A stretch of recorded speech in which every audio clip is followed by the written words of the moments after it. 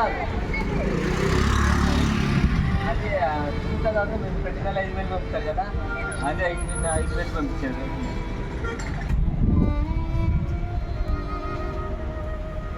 రండి, ఇదే ఈ 5,000 రూపాయలు మీరు దేనికి ఉపయోగిస్తారు?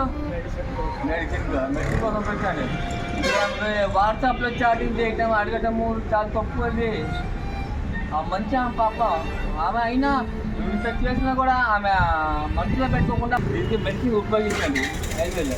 ఎందుకంటే అదే మన చేతిలో ఏముంది చెప్పండి? మీరు ఏడిస్తే మన చేతిలో ఏముంది?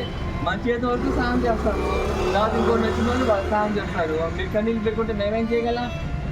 అంతే కదా. ఇదిగోండి, ధన్యవాదాలు.